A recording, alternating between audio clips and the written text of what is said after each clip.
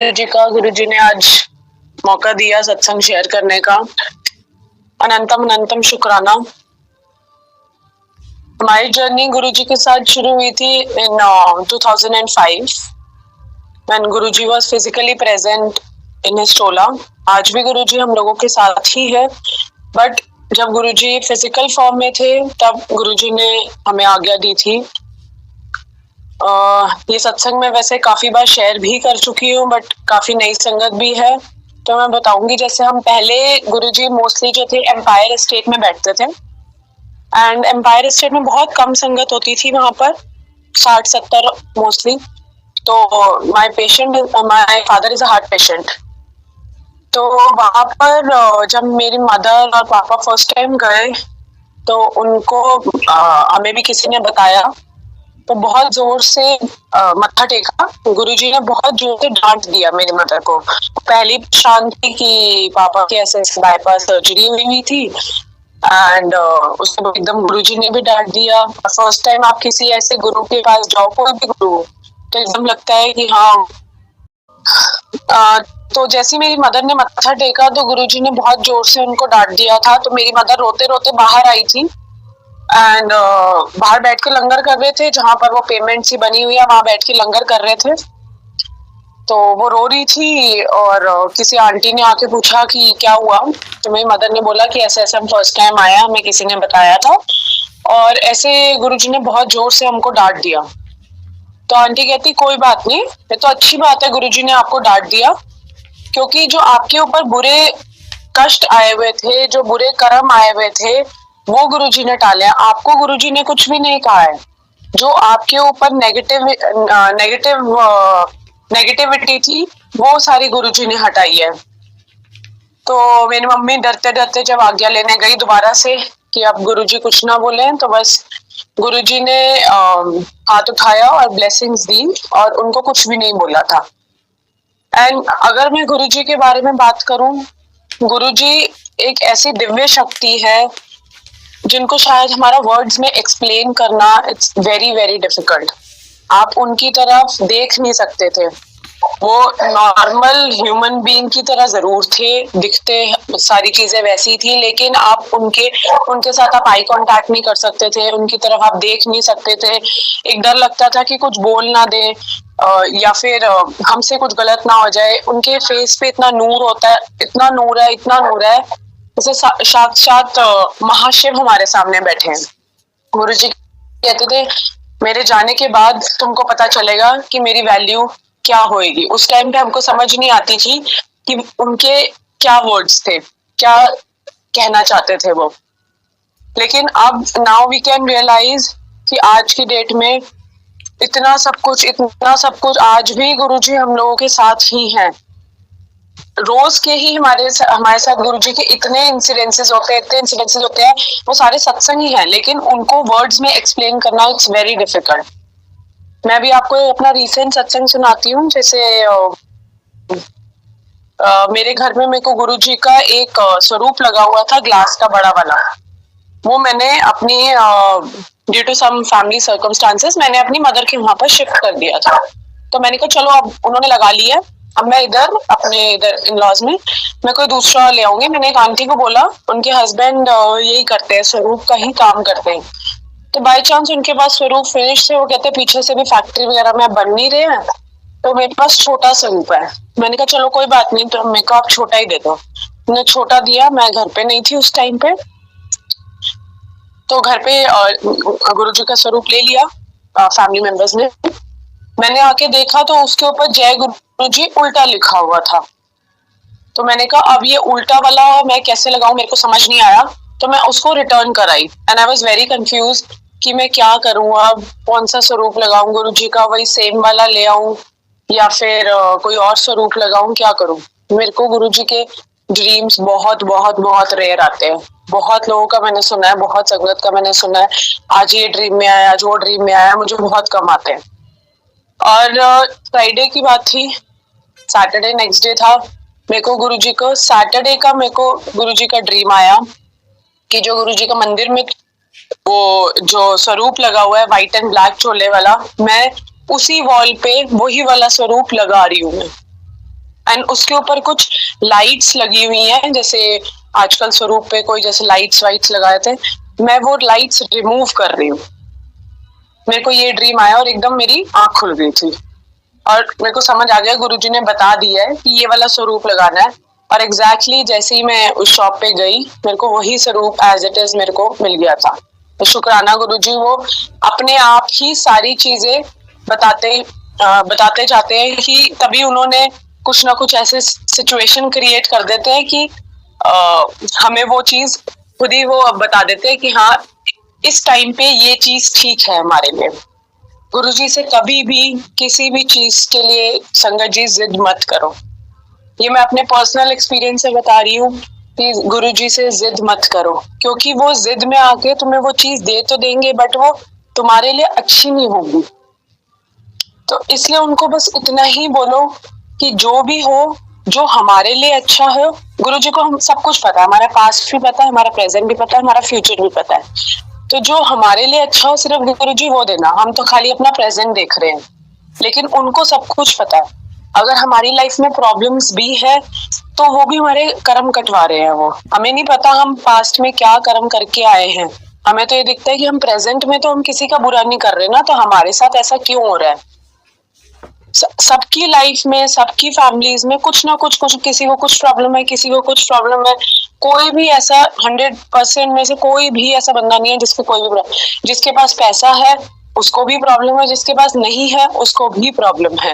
But गुरुजी से please कुछ भी मांगो मत, सिर्फ उनको मानो कि जो कर रहे हैं हमारे अच्छे के लिए कर रहे हैं। जैसे अभी मैं रिसेंट का आपको अगर बताऊं, मेरी भाभी का मेरे रियल ब्रदर का आफ्टर 6 years उनका बेबी हुआ है।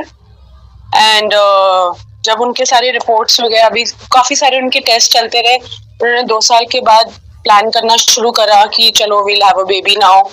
उन्होंने सारे टेस्ट वेस्ट करवाए, बहुत कुछ करवाया, IUI करवाया, IVF करवाया, 2 बारी 3 बारी 4 बारी, इतने टेस्ट हुए।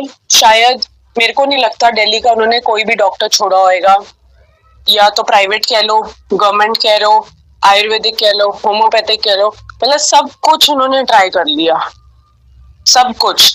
एंड मतलब पैसा तो ऐसे पानी की तरह बह रहा था कि शायद कहते हैं ना पिछले जन्म का कोई कर्जा था जो डॉक्टर्स का हमने देना था, तो वो हुआ। एंड उसके बाद लास्ट में एक डॉक्टर ने बोल दिया, एक ने क्या 2-3 डॉक्टर्स ने बोल दिया, नाउ गो फॉर एडॉप्शन। इन्होंने भी अपना मन बना लिया कि अब इतने धक्के खा लिए हैं तो हमारे पास कोई चारा नहीं है, let's go for adoption now. ये फॉर्म वगैरह भी ले आए, जो एडॉप्शन के फॉर्म होगी। मेरी भाभी को भी every month every week injections लगते थे पहले शुरू में, तो इन्होंने सोचा चलो 1 महीने का गैप देते हैं, फिर उसके बाद हम ये एडॉप्शन का जो भी प्रोसेस है उसका भी प्रोसेस बहुत लंबा था। जब आप इस चीज में घुसते हो, हमें तो लगता है कि बहुत इजी होता है, अडॉप्ट करना कोई बहुत बड़ी बात नहीं है, बट आजकल गवर्नमेंट ने ये भी बहुत डिफिकल्ट कर दिया। उसमें भी ये होता है कि आपको एक फॉर्म फिल करना पड़ता है, एंड वो आपको बेबी कोई भी दे सकते हैं, whether they can give you baby boy, baby girl, चाहे फिर वो ठीक है, फिजिकली ठीक है या नहीं है, वो फिर आपको उसको एक्सेप्ट करना ही पड़ेगा, जैसे मर्जी बच्चा हो। तो वो भी हमें डाउट हो गया अब क्या करें। हमने कहा चलो जो गुरुजी की इच्छा। उन्होंने 1 महीना वेट किया, हमने कहा चलो फॉर्म वॉर्म वो ले आए। एंड इसके बाद नेक्स्ट मंथ उसने नेचुरली कंसीव किया, and now they are blessed with a baby boy. And जब डॉक्टर के पास गए थे, he is 5 months now, 5 months old, and जब डॉक्टर के पास गए थे कि शी हैज कंसीव, डॉक्टर खुद हैरान थे। डॉक्टर की ये लाइंस थी कि ऐसा कैसे पॉसिबल है कि इसने कंसीव कर लिया, क्योंकि उसके एग्स ही नहीं बनते थे। जिस भी डॉक्टर के पास जाते थे उसके एग्स ही नहीं बनते थे। और एक डॉक्टर को दिखाया, दूसरी को कंफर्मेशन के लिए गया, क्योंकि उनको यकीन ही नहीं हो रहा था कि वो प्रेग्नेंट भी हो गई है। एंड हर एक डॉक्टर को, सबको इसकी प्रीवियस हिस्ट्री पता थी कि क्या प्रॉब्लम है। सारे डॉक्टर्स ने यही बात बोली कि ये कैसे पॉसिबल है, ये हो ही नहीं सकता है, प्रेग्नेंट हो कैसे गई। तो गुरुजी ने वो भी करके दिखाया है, which is next to impossible. तो वो गुरुजी का बच्चा ही आया है, and he is perfectly fine now. दोनों बहुत ही बिल्कुल सही है, fit and fine, and he is 5 months old now. और इसके अलावा एक बारी मैं अभी शिरडी गई थी, आई थिंक 5-6 साल पहले की बात है ये। शिरडी गई थी मैं, तो वहां पर जैसे जो संगत सारे गए हैं उनको पता होगा कि लाइंस वगैरह लगती है।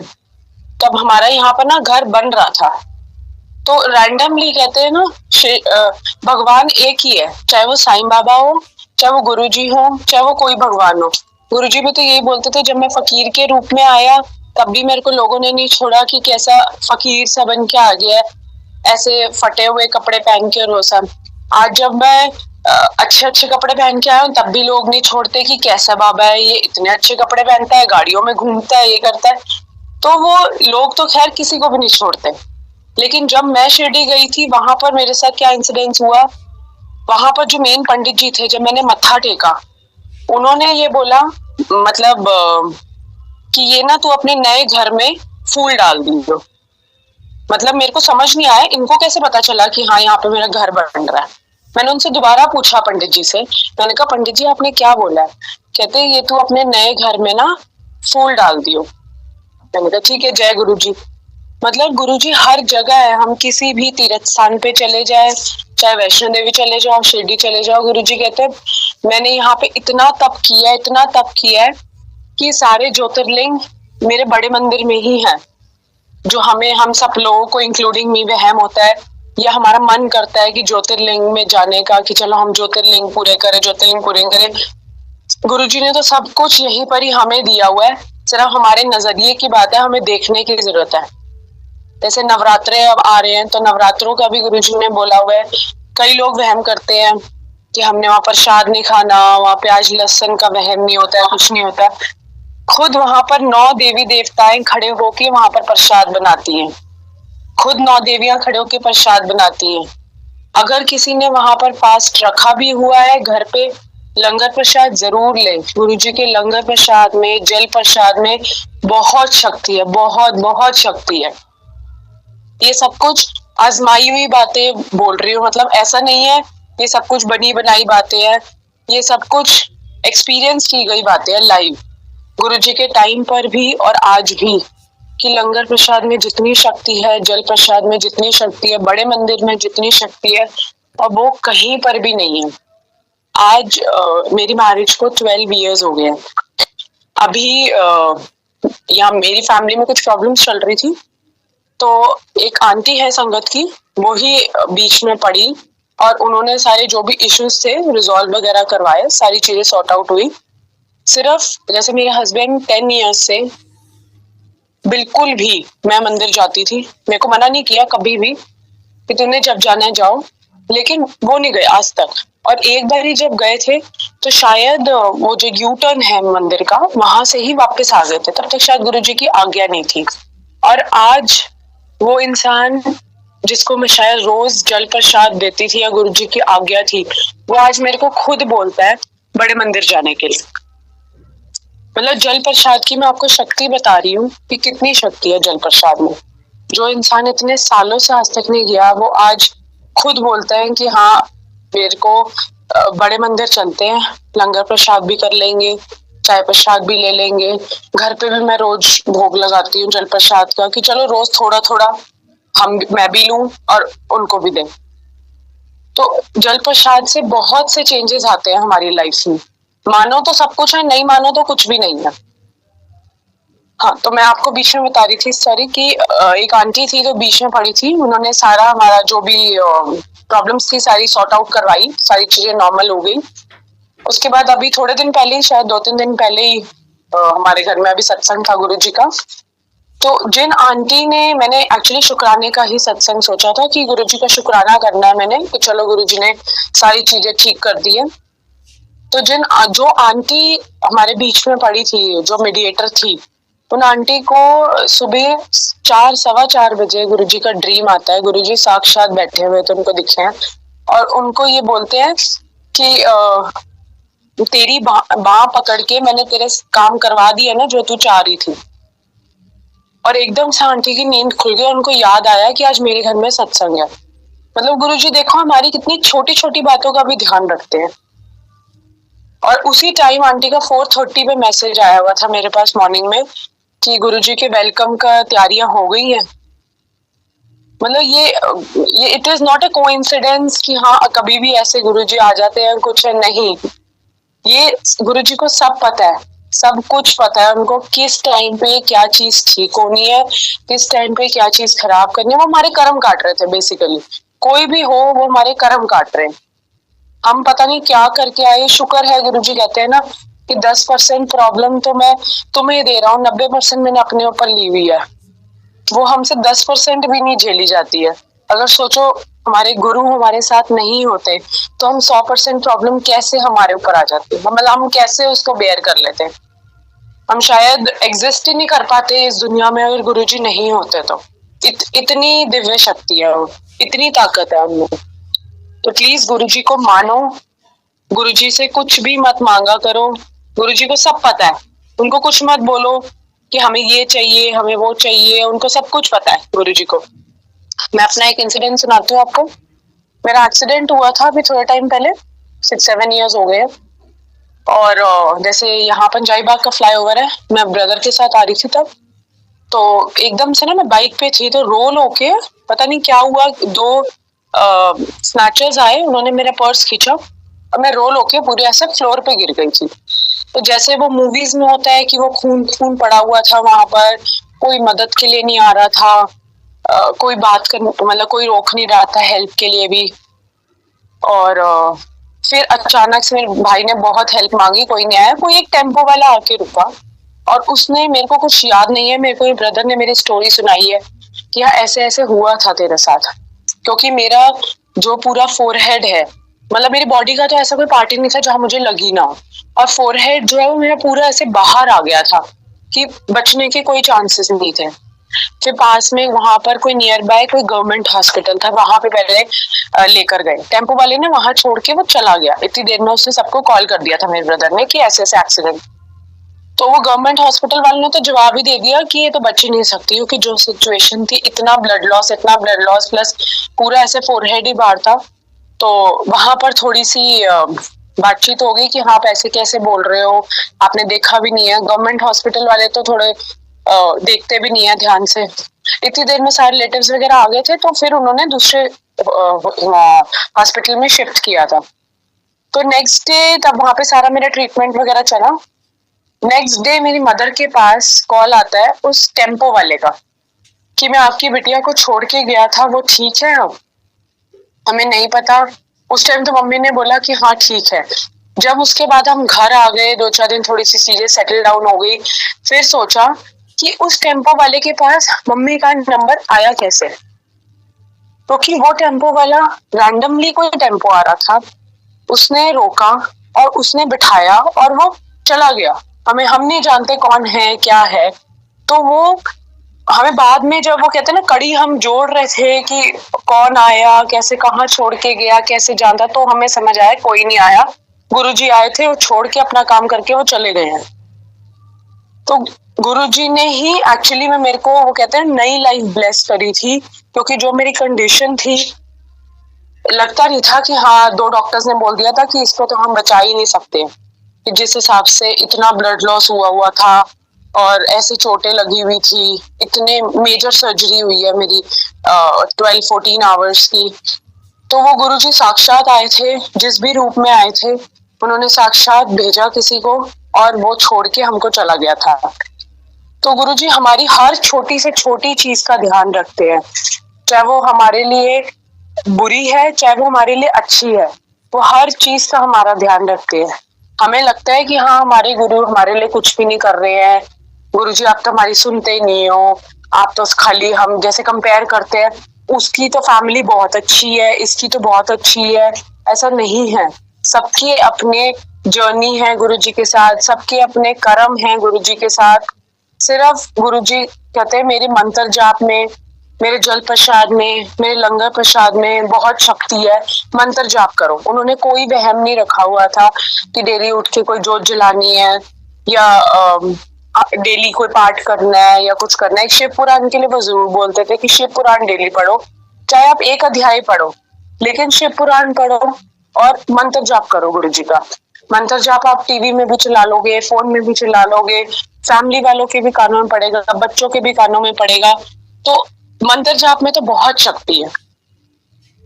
गुरु जी के बड़े मंदिर में किसी की मत सुनो, ना मेरी, ना किसी संगत की, ना किसी की, सिर्फ गुरु जी से डायरेक्ट कनेक्शन बनाओ। गुरु जी ने यही एक रूल रखा हुआ था कि मुझसे डायरेक्ट कनेक्शन बनाओ, गुरु जी के पास बैठो, उनसे बातें करो। अभी मैं आपको बताती हूँ, अब जैसे छोटा सा अभी एक सत्संग था घर में, कितने 15-20 संगत का था, कोई बहुत बड़ा नहीं था।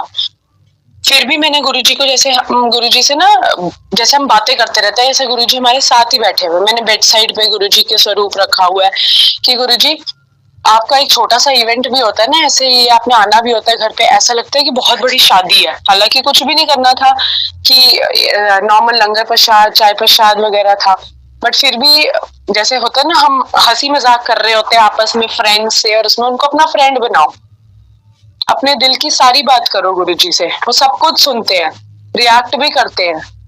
मैंने कहा गुरुजी ऐसा लग रहा है 2-3 दिन से इतनी तैयारियां चल रही है जैसे तो घर में शादी हो, और एक्चुअली में वो फिर आपको बताते भी हैं। अभी अभी जैसे सत्संग में क्या हुआ, मैंने सोचा था, मैंने 2-3 जगह कहीं पर सत्संग अटेंड करा, तो वहां पर क्या था कि ना, उन्होंने पहले चाय प्रसाद नहीं दिया, उन्होंने डायरेक्ट लंगर किया, 1.5 घंटे या 1.25 घंटे का करके उन्होंने डायरेक्ट लंगर प्रसाद किया। तो मुझे वो अच्छा लगा कि मैंने कहा चलो बीच में कोई डिस्टरबेंस नहीं हो रही है, डायरेक्ट लंगर, नहीं तो चाय प्रसाद दो फिर ध्यान नहीं लग पाता, शब्द सुन रहे हैं या कुछ है। मैंने कहा चलो मैं भी एक बारी ऐसे ही करती हूँ। मैंने पहले गुरुजी से पूछा, मेरे को कुछ ऐसा आया नहीं हुक्म कि हाँ करना है या नहीं करना।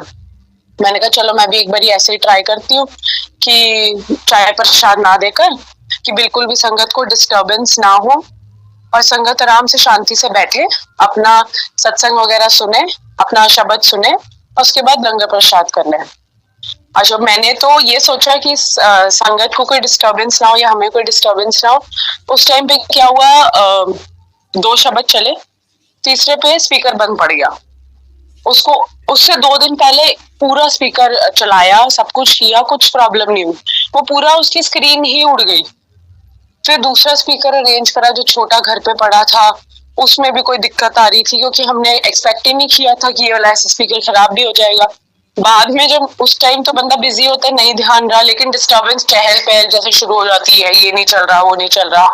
तो बाद में जब कोरिलेट की चीजें, तो जैसे ऐसा लगा जैसे गुरुजी हंस रहे हैं और बोल रहे हैं कि तू कह रही थी ना कि शांति से चीजें हो जाए, तूने मेरे को चाय पर शायद कभी भोग नहीं लगाया, बाद में तूने भोग लगाया, तो इससे इससे अच्छा है कि चाय पर शायद। तो मैंने कहा अच्छा गुरुजी जैसे आपकी इच्छा, मतलब उनसे आप जो भी बात करोगे, एक फ्रेंड बन के, एक माता पिता बन के आप उनसे बात करोगे, तो वो आपको हर चीज में रिप्लाई करेंगे।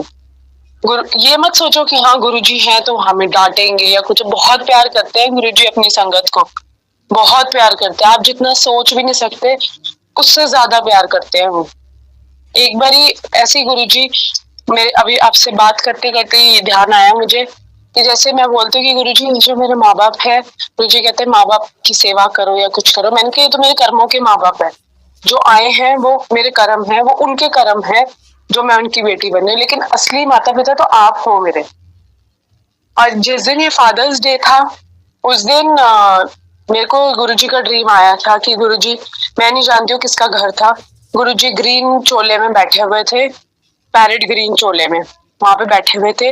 मैंने उनको मत्था टेका है और उन्होंने मेरे से कोई क्वेश्चन पूछा है कि कोई वहां पर ना हैम्पर पड़ा था, उन्होंने मेरे से पूछा है कि ये किसके लिए रखा है हैम्पर, और उन्होंने किसी संगत का नाम लिया था। मैंने कहा नहीं गुरुजी, बस इतना हुआ, मेरी आंख खुल गई और मेरे को एकदम याद आया, संडे का दिन था, मैंने कहा ओ आज तो फादर्स डे है। मतलब इतना बड़ा गिफ्ट गुरुजी ने दिया मेरे को, इतना बड़ा गिफ्ट कि फादर्स डे पे गुरुजी ने आके दर्शन दिए। और नेक्स्ट डे जैसे मैं मंडे मोस्टली मंदिर जाती हूँ, और सेम वहां पर गुरुजी ने उस दिन चोला डाला हुआ था मंदिर में, बड़े मंदिर में। तो ये छोटी छोटी बातें होती है, लेकिन गुरुजी इतनी खुशी देते हैं, इन छोटी छोटी बातों से इतनी खुशी देते हैं, ऐसा लगता है कि गुरुजी हमारे अंग संग है, इतना प्यार करते हैं वो अपने बच्चों को। कभी वो ऐसे कोई बदला नहीं लेते, हाय इसने मेरा पाठ नहीं किया, इसने मेरे को याद नहीं किया, अब मैं बताऊंगा, कुछ नहीं करते वो ऐसे। वो इतने स्वीट, इतने क्यूट, इतने भोले हैं वो इतने शिव शंकर है वो, कि आप कुछ नहीं भी करोगे ना, वो तब भी माफ कर देते हैं वो। तो इसलिए बस गुरुजी का मंत्र जाप करो, गुरुजी का जल प्रसाद लो, लंगर प्रसाद करो, बड़े मंदिर जाओ, और कुछ किसी की बातों में मत आओ। सिर्फ गुरुजी से डायरेक्ट कनेक्शन जोड़ो, गुरुजी के पास बैठो, उनसे बातें करो। गुरुजी आपको स्वरूप के थ्रू आपसे आप बात करोगे, आपको आंसर्स देंगे, वो देते हैं, आपको खुद ही पता चल जाएगा कि हाँ ये गुरुजी ने आंसर दिया है। उस टाइम पर भी जब हम गुरुजी से भी मिले थे तब भी यही होता था। गुरुजी, ऐसा तो है नहीं कि गुरुजी बहुत बातें करते थे, तो बहुत कम बोलते थे, बहुत कम। कभी कभी होता था कि वो बोलते थे, या फंक्शंस वगैरह पे जैसे हम जाते थे, फंक्शंस वगैरह बड़े मंदिर में होते थे, वैसे एम्पायर स्टेट में डेली के लिए संगत जाती थी, तो वहां पर भी गुरुजी ने कभी किसी को इशारा कर दिया। ऐसे गुरुजी ने एक बार मेरे को ही बोला था कि आई थिंक न्यू ईयर था शायद, कि खड़े हो, डांस कर। मैं ये, और बाद में मेरे को पता चला था कि डांस करने का मतलब है कि गुरुजी आपकी बॉडी के अंदर पूरी स्कैनिंग कर रहे होते हैं, जो भी इम्प्योरिटीज है, जो भी टॉक्सिन्स है, वो रिमूव कर रहे होते हैं। और ऐसा नहीं है कि वहां पर हर बारी कोई ऐसे गाने चल रहे होते थे पंजाबी, या डांस कर रहे होते थे। ओकेजन्स पे, बैसाखी हो गई, या न्यू ईयर हो गया, गुरुजी का बर्थडे हो गया, या एक आधा फंक्शन कोई और बीच में हो गया, तो ऐसे चलता था। अदरवाइज गुरुजी ऐसे किसी से भी बात नहीं करते। आप जा ही नहीं सकते उनके पास, बात तो बहुत दूर की करने की बात है। उनके पास अब जाके कुछ देख ही लो उनकी तरफ, तो बहुत बड़ी बात है ये तो गुरुजी का अनंतम अनंतम शुक्राना। गुरुजी ने आज ये मौका दिया। गुरुजी सारी संगत को ब्लेस करे, जो भी जिसके भी कष्ट है, गुरुजी सबको हिम्मत दे, सबको शक्ति दे। शुक्राना गुरुजी, अनंतम शुक्राना, एंड थैंक यू अंकल। संगत जी, मैं अब इनवाइट करना चाहता हूँ सीतू बोरी आंटी को। आंटी आप प्लीज आए और गुरुजी का सत्संग शेयर करें। अच्छा, जय गुरु जी, शुक्र है, बहुत बहुत शुक्राना कि अब मेरी आवाज आ रही है। पहले बहुत ट्राई किया था और मैं अनम्यूट नहीं हो रही थी। जय गुरु जी, मैं शुरू करती हूँ जब गुरुजी जलंधर में थे 1992, और मेरे हस्बैंड आर्मी में, तो हमारी पोस्टिंग जलंधर हुई, और जिस ब्रिगेडियर ऑफिसर से माय हस्बैंड टुक ओवर, तो उनकी वाइफ ने मेरे को गुरुजी का जिक्र किया, तो मैं सुन लिया कि, और उसने अपना एक्सपीरियंस बताया कि मिली, जिन्होंने मुझे बताया। मैं अब जल्दी से खत्म करती हूँ ये वाली बात और अपनी शुरू करूंगी कि 4 साल से उसके बेटे को एडमिशन नहीं मिल रही थी, और या वीजा नहीं मिल रहा था, और फिर उनको पता चला गुरुजी के बारे में, और फिर वो गए गुरुजी के पास, और मैंने कुछ सवाल नहीं उनसे किया, कुछ नहीं पूछा कहाँ रहते हैं, क्या है, कौन है, बस सिर्फ उसने ये कहा कि गुरुजी। ना तो मुझे कुछ नहीं पता था। तो ऐसे एक 2 महीने बाद मैंने अपने हस्बैंड को बताया कि ऐसे ऐसे ये बता रहे थे कि गुरुजी यहाँ पे हैं। तो मैं आप लोगों से ये भी कहना चाहूंगी कि जो आर्मी ऑफिसर होते हैं ना, वो हर रिलीजन में विश्वास रखते हैं, क्योंकि हर पलटन में गुरुद्वारा भी होता है, मंदिर भी होता है, चर्च भी होता है, और मॉस्क भी होता है, और सारे फेस्टिवल्स ऑब्जर्व करते हैं, मतलब उनमें हिस्सा भी लेते हैं, क्योंकि हमारे जो जवान होते हैं वो हर एवरी पार्ट ऑफ इंडिया से आते हैं, तो सबके साथ उनको भी मिलना जुलना होता है, और उनके फेथ में बिलीव करना होता है। तो वो मैं कहूँगी रिलीजियस है भी और नहीं भी। तो मेरे को बात उन्होंने टाल दी कि मैं इन चीजों में नहीं बिलीव करता, तो मैं भी चुप कर गई। मैंने कहा ठीक है। पर अजीब बात ये है कि एक दिन सर्दियों का टाइम था, अभी 5-6 महीने हमारे को जलंधर में हो गए थे और मेरी बेटी ने आना था और नवंबर का महीना था और उसकी ट्रेन 8:45 बजे आनी थी। तो हम थोड़ा जल्दी निकल गए, कोई 1.5 घंटा पहले, क्योंकि वहां पे अब तो फ्लाईओवर्स हो गए हैं और बड़ा फर्क पड़ गया हर शहर में। तो उन दिनों में कोई फ्लाईओवर नहीं, कुछ नहीं, रेलवे फाटक होता था। आई एम श्योर सब लोग, पता नहीं आजकल की जनरेशन तो नहीं जानती होगी, पर उन दिनों में रेलवे फाटक होता था और वहां पे कभी कभी आधा घंटा, कभी 1 घंटा भी लग जाता था कि हमें वेट करना पड़ता था। और हम कैंटोनमेंट में रहते थे और हमें जाना था सिटी में स्टेशन पे। तो उस दिन ऐसे ही मैं कहती हूँ कि शायद गुरुजी हमें बुला रहे थे। तो जैसे हम फाटक पे पहुंचे, रेलवे फाटक पे, तो गेट खुला था तो हमने क्रॉस कर लिया। 8 बजे थे और हम ट्रेन आनी थी कोई 8:45 या 9:50 पे। तो मैंने कहा अब इतना टाइम है, हम कहाँ जाएं? तो कहते हैं क्या करना है, मेरे हस्बैंड ने कहा। तो मैंने कहा अच्छा देखो, अब हमारे पास आधा पौना घंटा तो है, तो मेरा बड़ा दिल है कि मैं गुरुजी के दर्शन करूं। तो कहते तू जानती कहाँ है? मैंने कहा मैंने ये सुना है, मेरे को बताया था कि वो मॉडल टाउन में है। तो कहते हैं अच्छा चल। तो कहती है तो पता नहीं कैसे मान गए। तो हम गए वहां मॉडल टाउन और जैसे वहां पहुंचे हमने किसी को पूछा, अभी रात का समय हो गया था, तो ऐसी जो जा रहा था सड़क पे, मैंने कहा यहाँ कोई गुरुजी रहते हैं तो आपको पता है कहाँ है? तो कहते हैं हाँ जी आप वहां जाइए, ये है वो है। उसने पूरा रास्ता में बताया। हम थोड़ी और दूर गए तो एक और कोई मिल गया, क्योंकि रात का पता नहीं चल रहा था, कोई लाइट्स भी नहीं थी उस कॉलोनी में। तो फाइनली हम पहुंच गए गुरुजी के घर और दरवाजे पे मैं खड़ी हूँ, मेरे हस्बैंड मेरे पीछे हैं और कॉरिडोर है। कॉरिडोर के राइट साइड पे 2 कमरे हैं और लेफ्ट साइड पे 2 कमरे। जो दूसरा कमरा था, मैं आपको ये सब विजुअली बताना चाहती हूँ क्योंकि गुरुजी बैठे थे बेड के कारपेट के ऊपर, बेड के साथ ढासना लगा के। तो मैंने उनको जैसे देखा तो मैंने हाथ जोड़ लिए और मैंने कहा, और वहीं दूर से हाथ जोड़ के खड़ी हो गई। अब आवाज तो इतनी दूर जाती नहीं, तो उन्होंने एकदम से, आप मानो ना मानो, एकदम से मुझे कहते हैं सीतू अंदर आ जा। मैं तो अभी भी जब ये बात कहती हूँ तो मैं एकदम से मुझे पता नहीं क्या हो जाता है। मैं कहती हूँ कैसे इनको पता चला कि मैं पहुंच गई।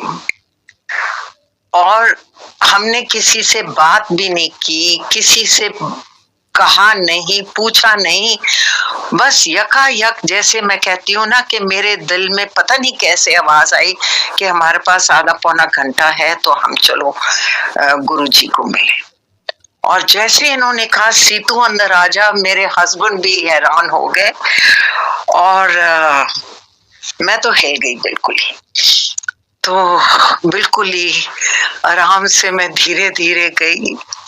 मैं तो अभी भी बिल्कुल ऐसे हो जाती हूँ। और हमको बिठा लिया अपने पास वही कारपेट के ऊपर और बड़े आराम से गपशप, अच्छा कहाँ हो, कहाँ पोस्टिंग हुई, कैसे हुआ, ये है, ये सब बातें की। कोई और बात नहीं की, बिल्कुल जैसे कोई, जैसे ये अभी बता रहे थे सत्संग में कि जैसे कोई फ्रेंड मिलता है अपने आप को, तो ऐसे ही उन्होंने बड़े कैजुअली सारी बातें कर ली। हमारे को पूछा बच्चे हमारे कहाँ हैं, क्या है, सब कुछ ऐसे। हम भी ऐसी बातें करते गए और 15-20 मिनट जब हो गए, 8:30 हो गए थे, तो मैंने अपने हस्बैंड को कहा चलो अब उठे चलें।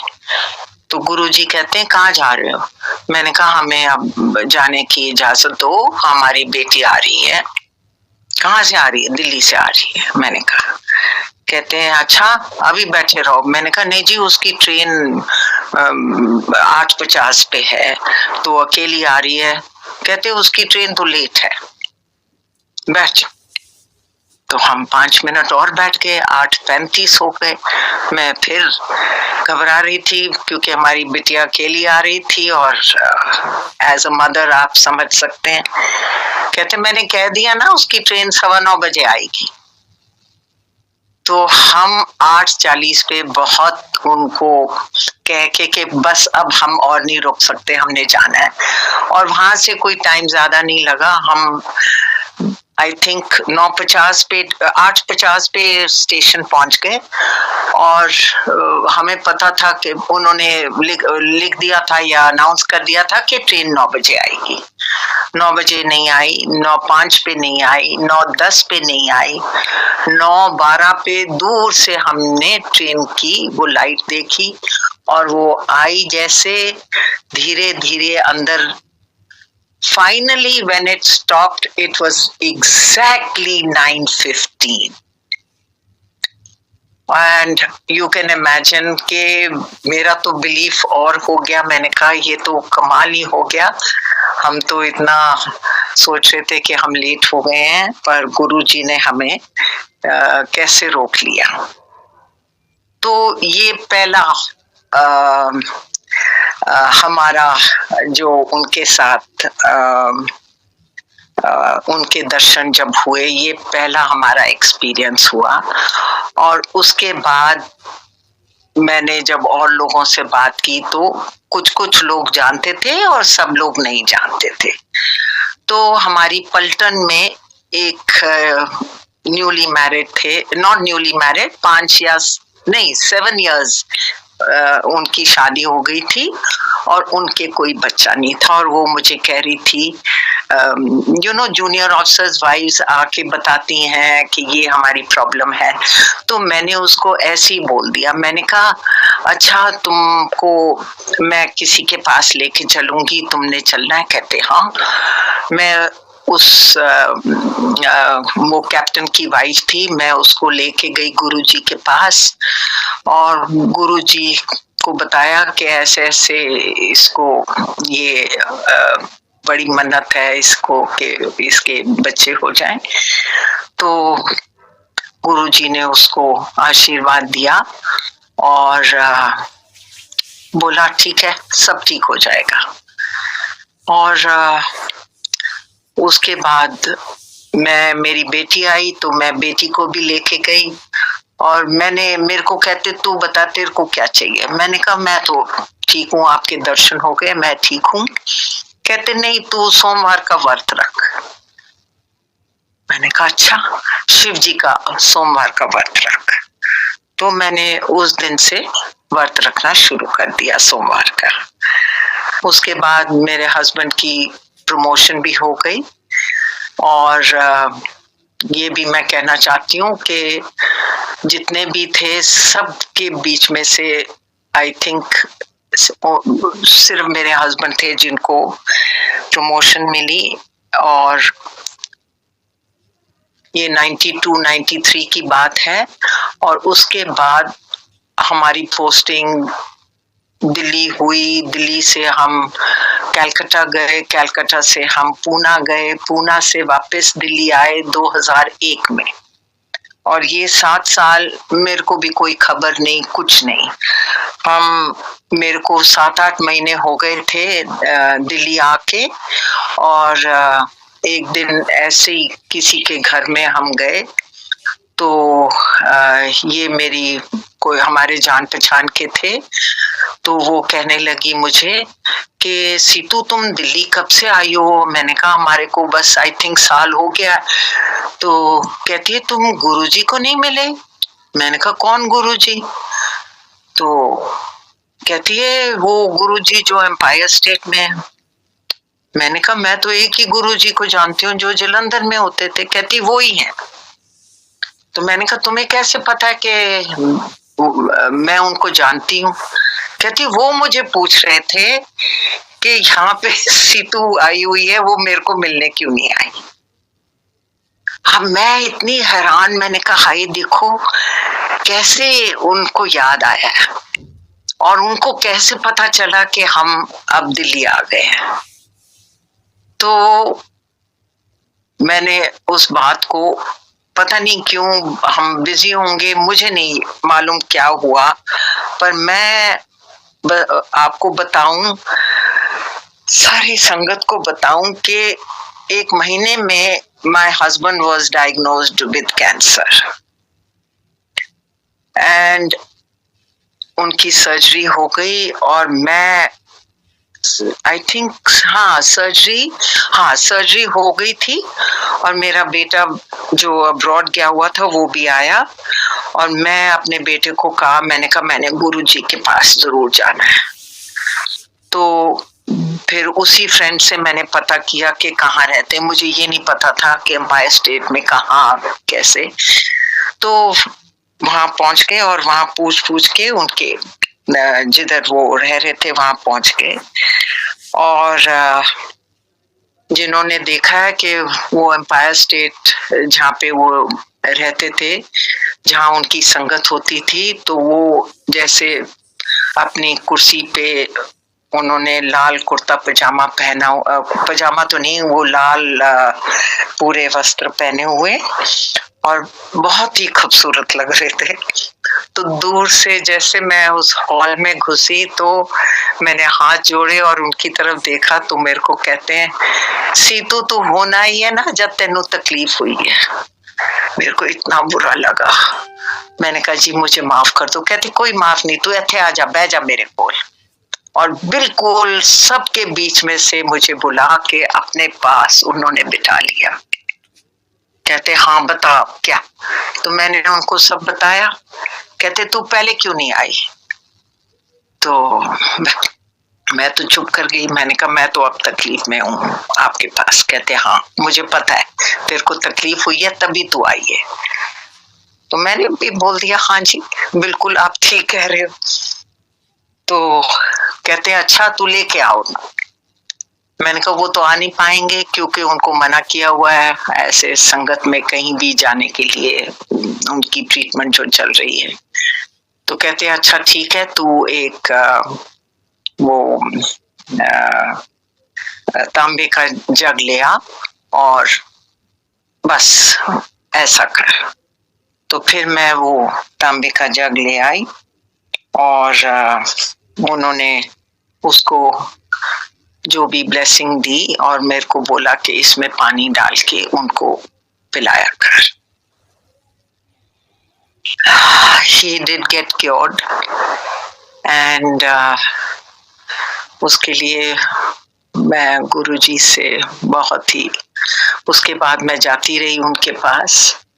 और फिर ये भी बताऊंगी कि एक मेरी और जान पहचान की जो भी रिश्तेदार थी उसको मल्टीपल स्क्लेरोसिस था, तो उसको भी मैं लेके गई। और मैं अब आपको भूल गई बताना, जलंधर में वो आई थी मेरे पास और उसको मैं लेके गई थी गुरुजी के पास। दिस वाज इन 92 और आज 2025 है। वो बिल्कुल ठीक है और she is leading a normal life. तो वो ही गुरुजी का उनको भी आशीर्वाद मिला। और फिर जब हम दिल्ली आए, मैं वापस आ गई अब दिल्ली की बात। वो जो कपल था जिनके बच्चे नहीं हो रहे थे वो मेरे को मिली दिल्ली में और मेरे बिल्कुल पाँव छू लिए उसने। कहने लगी आप मेरे को गुरुजी के पास ले गए और उसके बाद I've got a 5-year-old now son। तो मैं यही कहती हूँ कि उनका करिश्मा है ना, तभी तो ये सब हुआ। और कुछ तो करिश्मा होगा जो कैसे उन्होंने मेरे को याद किया और मेरे को बुलाया और बोला इधर आजा। और